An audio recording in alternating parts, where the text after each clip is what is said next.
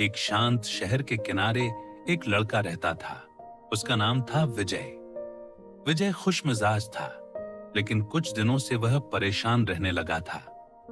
उसने हाल ही में 12वीं की परीक्षा पास की थी, लेकिन वह आगे पढ़ना नहीं चाहता था। ऐसा नहीं था कि उसके पास पैसे की कमी थी। उसके परिवार के पास 20 एकड़ का बड़ा घोड़ों का फार्म था, लेकिन विजय को पढ़ाई में मन नहीं लगता था। उसे समझ नहीं आता था कि वह क्या करे। उसे लगता था कि शायद वह कुछ खास नहीं कर सकता। एक दिन वह अपने पिता के पास गया। उसके पिता दिवाकर जी बहुत समझदार इंसान थे। उन्होंने गुस्सा नहीं किया, बल्कि मुस्कुराकर बोले, विजय, क्या तुम्हें पता है, हनुमान जी को भी अपनी ताकत का एहसास नहीं था।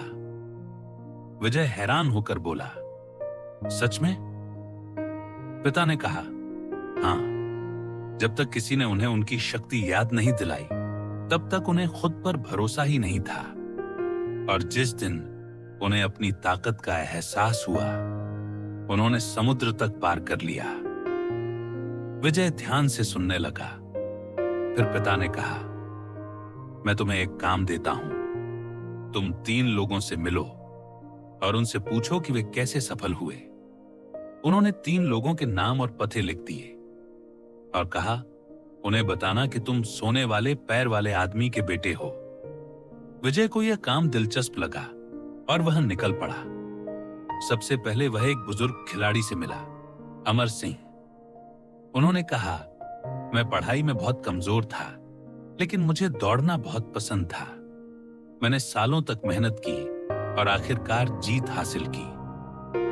विजय ने सोचा, शायद हनुमान जी की तरह मेरी ताकत भी कहीं छिपी हुई है। फिर वह एक बड़े रेस्टोरेंट के मालिक राकेश जी से मिला। उन्होंने कहा, मुझे पढ़ाई नहीं आती थी, लेकिन मुझे खाना बनाना बहुत पसंद था। मैंने उसी को अपना काम बना लिया और आज सफल हूं। अब विजय को बात समझ आने लगी। आखिर में वह मिला मोहित जी से। उन्होंने कहा, मैं हर चीज थोड़ा थोड़ा जानता था, लेकिन किसी एक चीज में माहिर नहीं बन पाया। यही मेरी सबसे बड़ी गलती थी।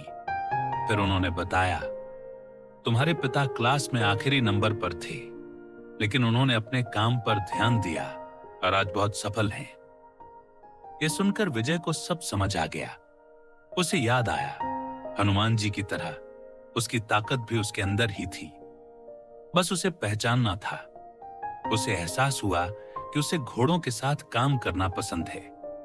उसने फैसला किया कि वह एक बेहतरीन हॉर्स ट्रेनर बनेगा और अपने परिवार के काम को आगे बढ़ाएगा।